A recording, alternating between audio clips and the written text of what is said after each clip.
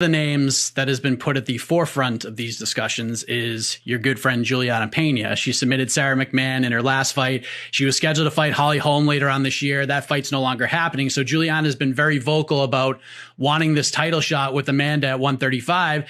She's feeling that she deserves this opportunity. She's a fresh matchup, etc. She's been doing a bunch of interviews, cutting some promos, and she really wants this fight. What have you made of her presence over the last couple of weeks and her belief that she deserves this next title shot? And she's doing what everything that she needs to do to get the most attention possible for it.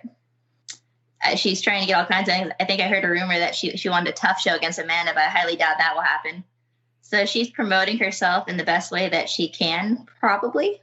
But the thing is, she doesn't make the decisions Amanda does. And Amanda just fought at 45. She doesn't fight often. And if she's coming back down to 35, especially if they're going to ask the 45 division, it's going to be a long time before that fight even materializes. And in that case, she definitely needs to be fighting me before she fights Amanda. Dana White was asked about this fight right after UFC 259. In my eyes, I felt like Dana thought it was an option, but it didn't seem like anything he was like jumping up and down about. He just said, yeah, we could make that fight. So, I mean, if, like you said, if we're up to you, you think the fight between you and Juliana would make the most sense. Maybe we determine a number one contender. That makes the most sense in your eyes. Absolutely. I mean, nobody really knows. Well, there's some things going on with the other people in the top 5 and the ones that are ranked above me and below me. So everybody's either got a dance partner, a medical problem, or is holding out for who knows what with their contract. So it's the only fight that makes sense. And by the time I'm back, so I haven't been very vocal, obviously, because I'm recovering from a major knee surgery. So I just went to the PI. I've been rehabbing for months, and I'm at the point now where I have a timeline of when I'll be back. And by that time, I highly doubt that fight will have materialized. And it makes no sense. It makes no sense for her to jump ahead and get the fight just because she's talking a lot of trash. But you know how the game works.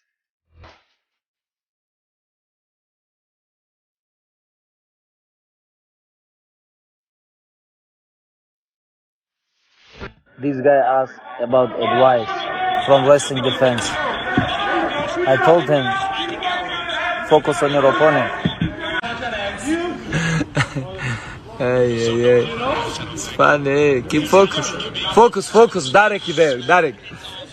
Bronson there. Let's go. It's crazy. Let's go, brother. Control your hips. Move around. Yeah. Let's go. And next time I will teach you. You have to learn. Yes, hips control and footwork. Footwork is very important for your style. Footwork. Stay busy on your boxing. You have heavy hands. Stay busy. Good job. Yeah. It sounds like you got a call out ready afterwards. Jeff Neal, not a guy that a lot of people ask for. So why was that the one that you thought made sense and in his neck of the woods too, right? Hey, he's highly ranked. I like the guy. We're friends, but hey, we're coworkers too. And Texas, he's from Texas. I'm trying to put something together. I've asked for these guys, they just don't give them to me, So I'm trying to get someone that's good, that no one wants to fight. So hopefully they give me something. You said that you guys are friends. Have you checked with him that he's still friends with you now that you called him out? No, we're cool though. We see each other, and I'm a big fan of his.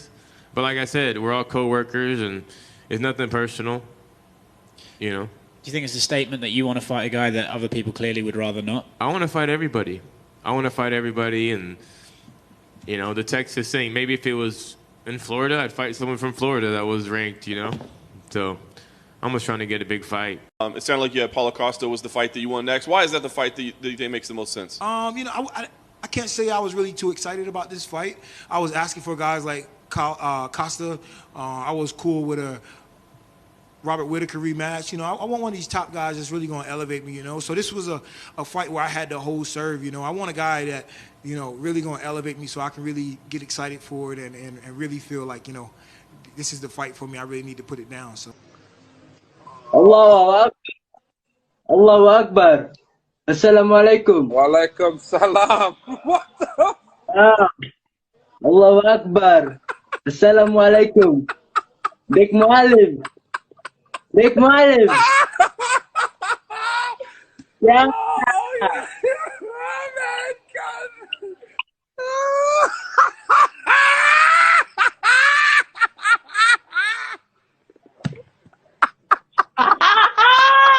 Oh my gosh! Fuck you!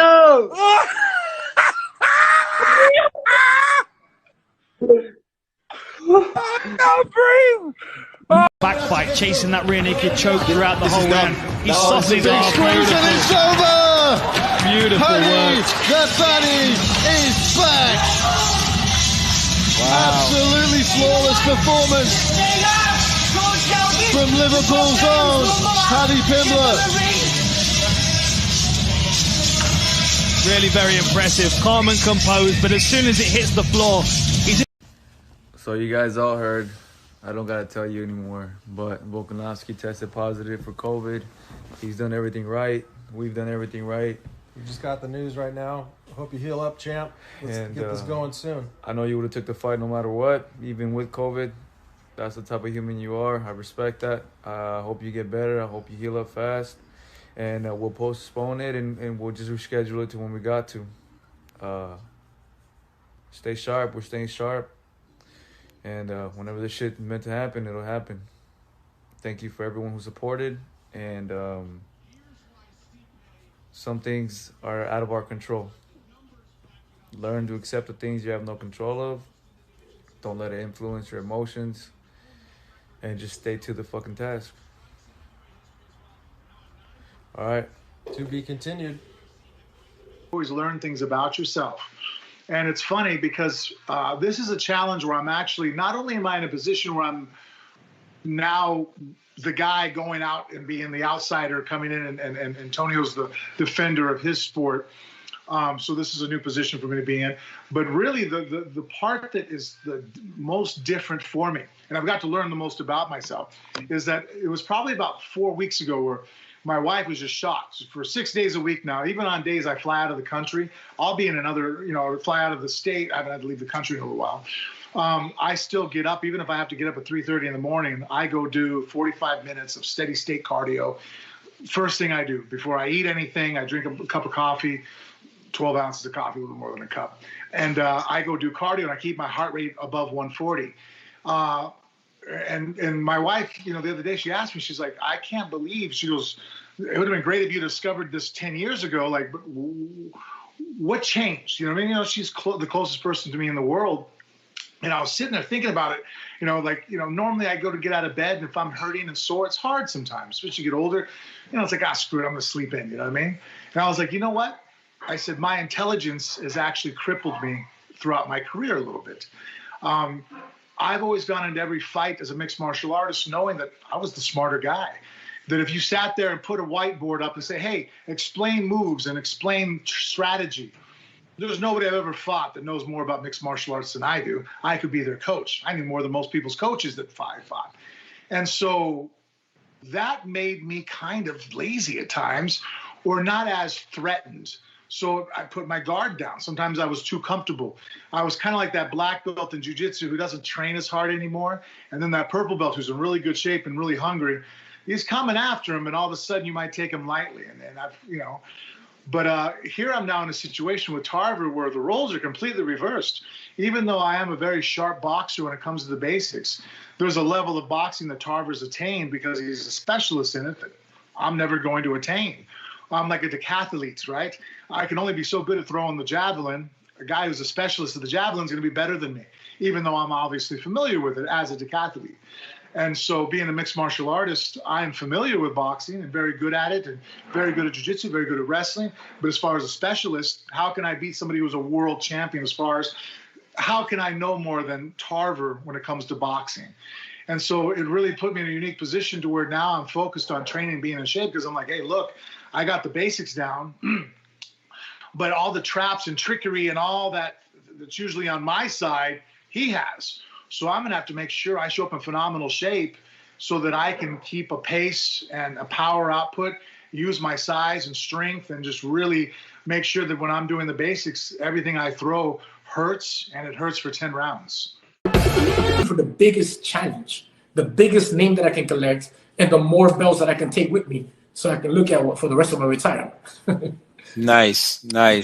So talking about big names, what if Conor McGregor signed with bare knuckle? Would you want to fight him? I love that fight. Fight him in any weight class he wants. Any weight class he wants. Any weight class, Conor McGregor come and get it straight to the title.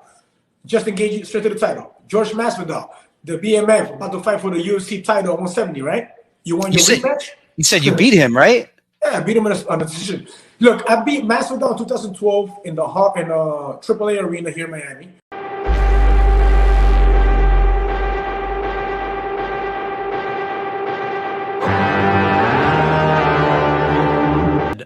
So where do we go from here, Tim? I mean, you jump up 2 spots in the rankings. You're in the top 10 again at 125. No shortage of exciting matchups out there for you. You got there's a fun flyweight bout coming up on Saturday with Mateus Nicolau and Manel Cape. Kai Kara France got a good win on Saturday. Just so many 25ers out there. What kind of sticks out to you in terms of your next move, time frame, etc.? Man, as far as time goes, I'm good to go, minus Gina's fight. But you're right. There's some good fights coming up. Everybody in the division right now is good. There's no like lingers hanging around. All those guys already got fired. So it's a bunch of killers, and being in the top 10 doesn't really mean anything. That Manel Cape, like that dude's a gangster. Kai Kara France, like there's so many good, exciting fights, but those are the ones I want. I want the exciting ones. I feel like this fight wasn't a great stylistically exciting matchup, but I think Kai Kara France would be. He's not going to stay down when you take him down. He's going to get up and try to knock my head in, and I do better with guys like that. When I'm getting hit a little bit and getting pushed backwards a little bit, it brings the best out of me. So guys like that or bonus money guys, and that's what I really like. So if I could get my ideal matchup, it would be Kai Kara France the weekend after Gina's fight.